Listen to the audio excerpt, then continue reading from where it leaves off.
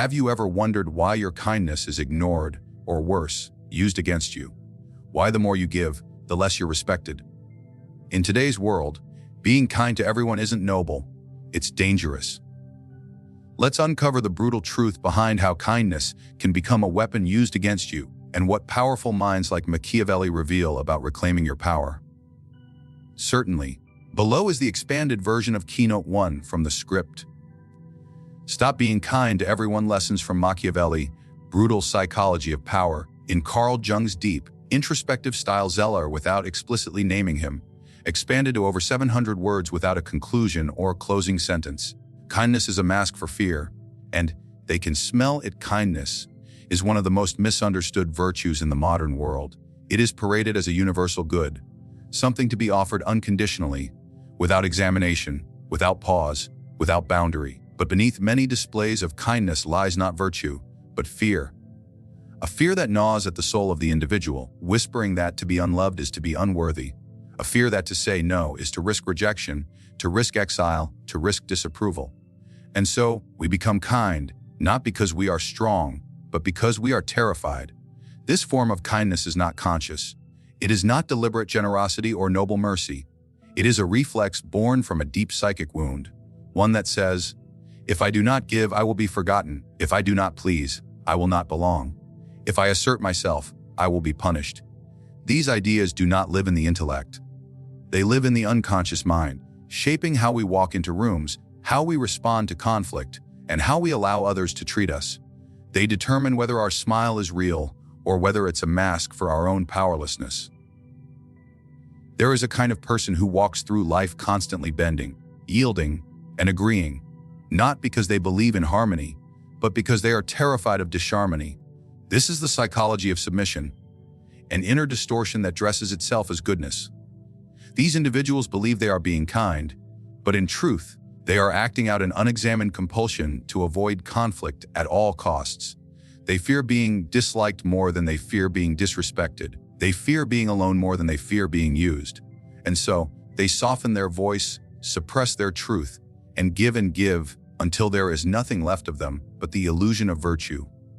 But here is the harsh truth. People can smell it.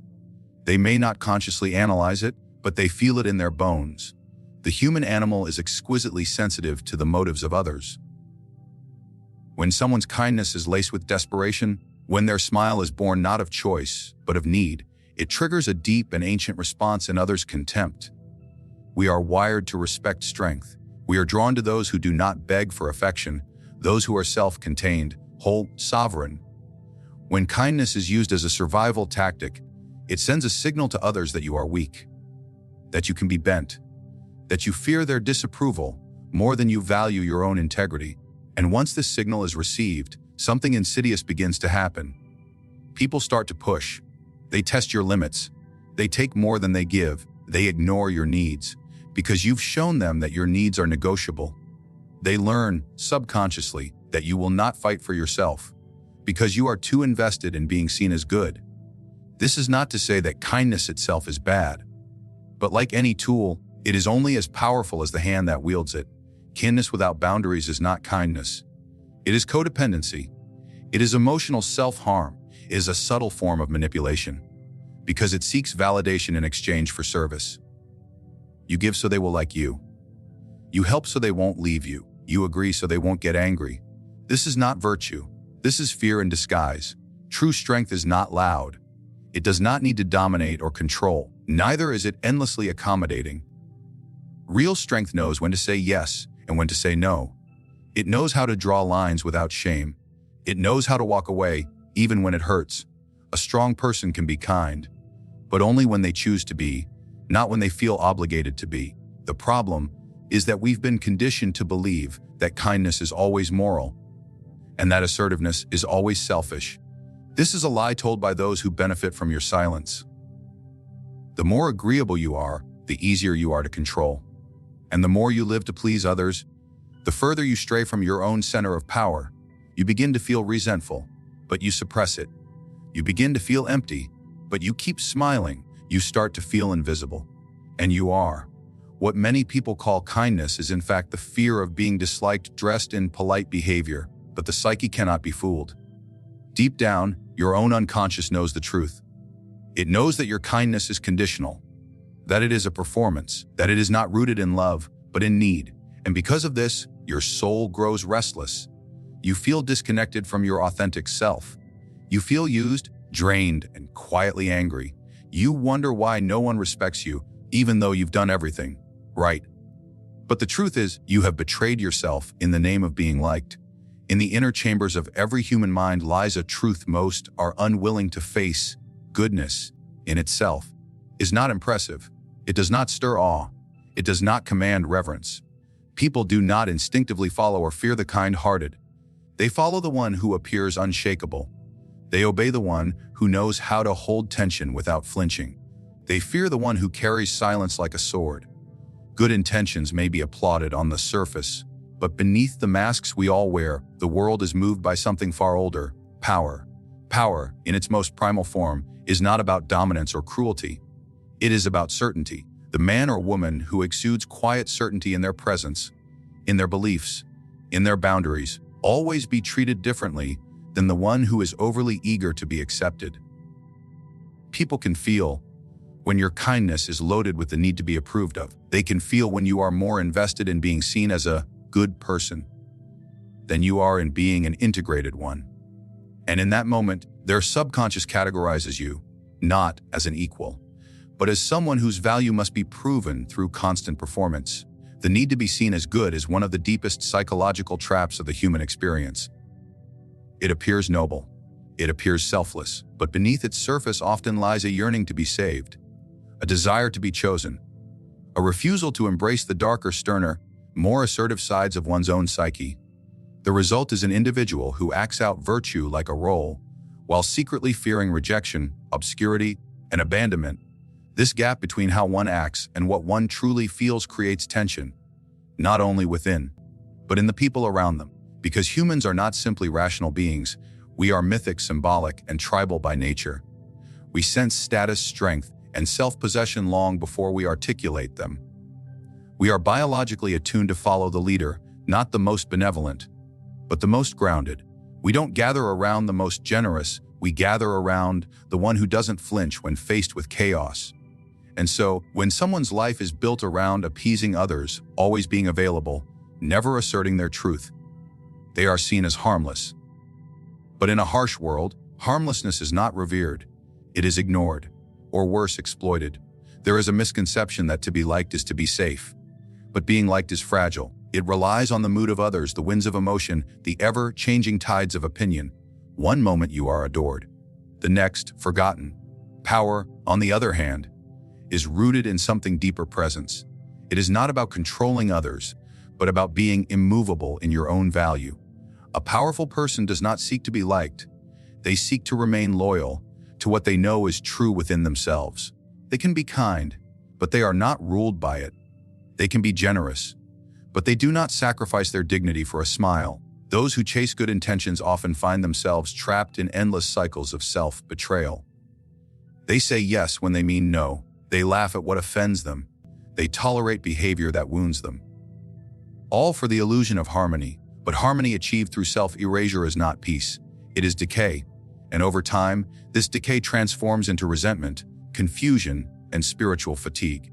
You wake up one day and realize that, in trying to be everything for everyone, you have become nothing to yourself. This is where Machiavellian thought pierces through like a blade, not as cruelty, but as reality. It teaches us that people respond to strength, that the world, though dressed in civility, still follows the logic of survival. And in the arena of survival, power is instinctively respected, even by those who claim to oppose it. This is not about becoming merciless. It is about becoming whole. A whole person knows when to extend compassion and when to retreat into solitude. A whole person can forgive, but does not allow repeat offenses to go unchecked. A whole person carries their light and their shadow with equal awareness. If you move through life hoping your kindness will protect you, you will be disappointed. Kindness alone has no armor. The world is not structured to reward the kind. It is structured to reward the strategic, the alert, the self-respecting. Those who rise are not necessarily the most gifted, but the most internally aligned. They do not scatter their energy trying to please everyone. They do not collapse when they are disliked. They understand that respect is not given to those who seek approval. It is given to those who remain anchored in their essence, even if it causes discomfort in others. Certainly. Below is the expanded version of Keynote 3 from the script. Stop Being Kind to Everyone, Lessons from Machiavelli, Brutal Psychology of Power, written in a psychologically rich, shadow-focused tone in the spirit of Carl Jung, without naming him, and extended to meet the 700-word minimum with no concluding sentence or ending line. Being good without limits awakens the worst in others. There is a deeply unsettling paradox that most people are too afraid to acknowledge. When you are endlessly good, you do not always inspire goodness in return. You often summon its opposite. Kindness without boundary, without discernment, without power behind it, becomes a beacon, not for admiration, but for exploitation. Human beings, when faced with someone who never resists, who never says no, who never stands up, unconsciously respond with something darker, something ancient, not gratitude, but instinctual dominance. The psyche, both individually and collectively, contains not only the capacity for compassion, but also the instinct to dominate, to test, to conquer. When someone presents themselves as entirely agreeable, entirely selfless, entirely available, they create a psychic vacuum, one that invites the darker forces in others to rise. This is not an act of evil. It is an unconscious dynamic. We are creatures of instinct long before we are creatures of morality. When the presence of resistance is absent, something inside the human mind begins to push. This is why the endlessly nice person often finds themselves in patterns of betrayal, manipulation, and quiet humiliation. They believe they are setting an example, that their goodness will soften the world, but what they are truly doing is removing all resistance to others' worst impulses. The predator does not look for challenge. It looks for passivity. It does not bite at the strong. It circles the wounded, the hesitant, the gentle who cannot say no. And so, goodness without limits becomes a magnet for cruelty. This effect is intensified when the goodness on display is not rooted in inner strength, but in self-denial. The individual who is good because they fear conflict, who pleases to avoid being disliked, who gives not from fullness but from lack, triggers not respect in others, but contempt. Deep within the unconscious of the observer, this behavior evokes discomfort. It reflects a kind of moral fragility, and instead of evoking admiration, it awakens buried shadows. People sense the hollowness behind the performance. They see, without words, that this kindness is not a sovereign gift, it is a plea. And human beings have always punished those who beg, even when the begging is silent. There is a psychological mirror in every interaction. When someone shows you their boundaries, you feel the shape of their soul. You know where you stand. You know what is permitted and what is not. But when someone has no boundaries, when they endlessly yield, not agree, forgive without demand, they disappear. You do not know where they end and where you begin.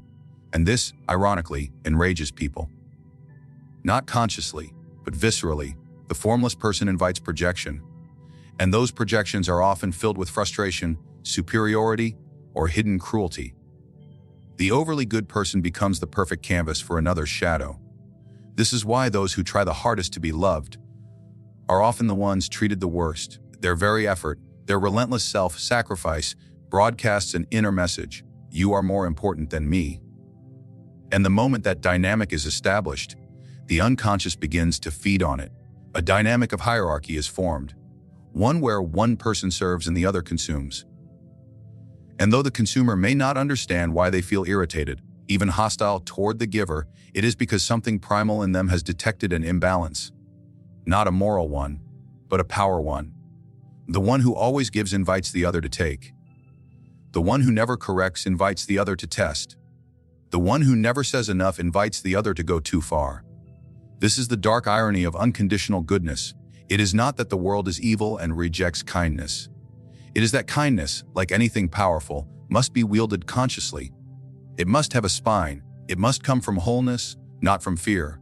Otherwise, it becomes performative. And the performative always breeds resentment in the one who watches. No one respects a man who will not defend himself. No one values a woman who erases her own needs to meet everyone else's.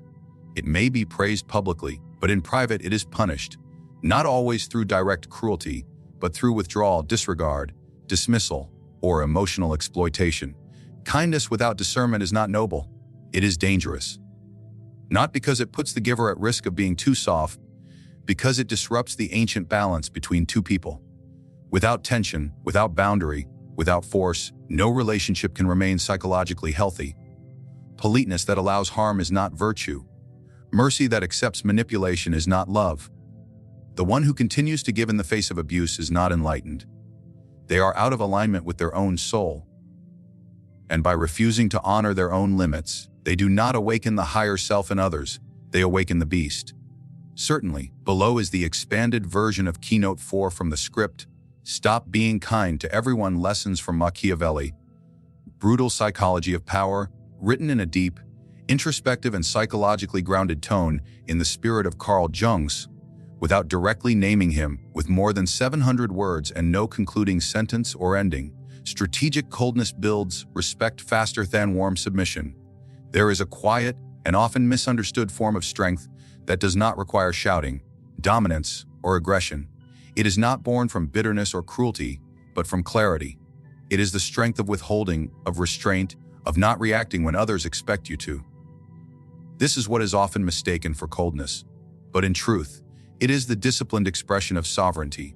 When you become cold, not numb, but composed, you signal something ancient to the human psyche: you are not here to be controlled. Strategic coldness is not about being unkind or heartless. It is about presence without performance.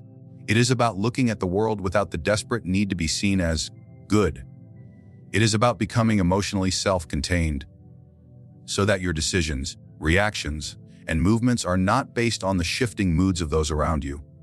In a world that is constantly testing for weakness, testing for insecurity, for neediness, for fear, strategic coldness is a declaration that you do not play games on someone else's board. You hold your own center, and that is where your power lies.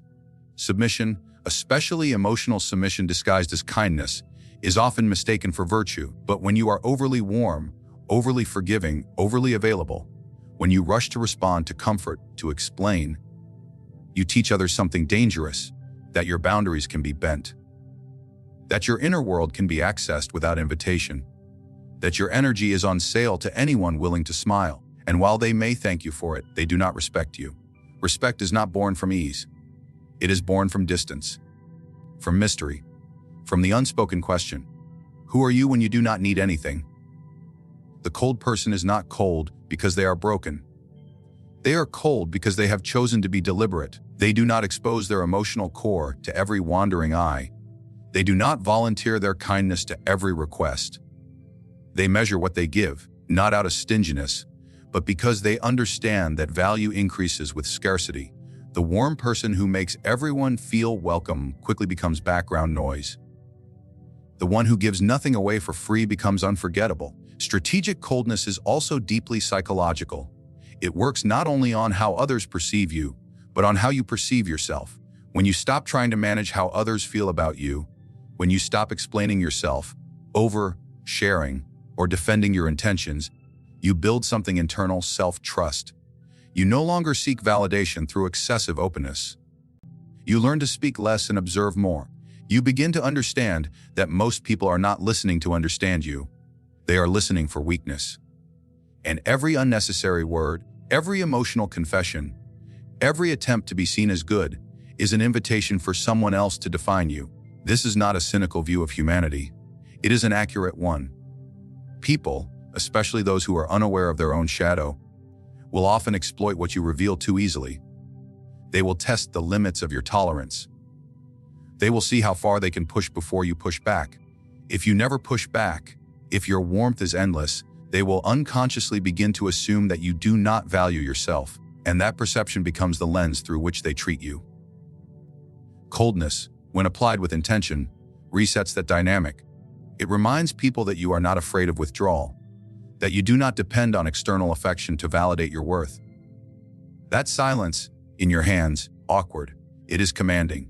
Strategic coldness is the ability to delay your reaction, to hold your gaze, to say less when provoked, to listen more than you speak. It creates a space of psychological tension, and in that tension, respect is born. When you become emotionally neutral, people begin to regulate themselves around you. They monitor their tone. They consider their words more carefully. They approach with more humility, not because you demanded it, but because your energy, detached from the need to be liked, demands it on its own. This is the paradox of power. The more you seek it directly, the more it slips away. But the moment you hold your space without trying to influence others, they feel influenced because they cannot place you. You are no longer predictable. You are no longer performing. Strategic coldness also allows you to preserve your kindness, not extinguish it, but protect it. When you are not constantly giving, you give more meaningfully. When your warmth is not available to all, it becomes valuable. People begin to earn it. They begin to work for it. And in that process, they begin to value it. Because what is rare is remembered. What is always present is ignored. In a world that begs for your attention, your emotions, your endless giving, the act of being strategically cold is a form of rebellion. It is how you reclaim your attention. It is how you signal to others, not with words, but with presence, that you are not to be misused, pitied, or owned. You are not afraid of losing people who demand your warmth without offering you the same in return. You do not chase. You do not explain. You do not perform. You remain still. And in your stillness, others begin to see what you are actually worth. Kindness, without awareness, becomes your cage. It becomes the mask you wear to survive in a world that only respects power cloaked in silence, restraint, and presence. You were taught that being liked was safety, that pleasing others was virtue. But those who walk this path too far often wake up invisible, exhausted, and quietly angry. You were not born to be endlessly available. You were not born to be praised for how little space you take up. Real strength is not measured by how nice you are, but by how deeply you know your own limits and how unshakably you uphold them. When you stop being kind to everyone, you are not becoming cruel, you are becoming whole. You are choosing to honor the parts of you that were silenced by fear, guilt, or the hope of acceptance. You are choosing to be respected more than you are liked. And in doing so, you reclaim something far more powerful than approval. You reclaim your soul. This is not a call to close your heart. It is a call to guard it, to give from a place of choice, not compulsion. To understand that your presence is a privilege, not a product. That your silence has weight, that your no carries more power than 1,000 yeses spoken in fear.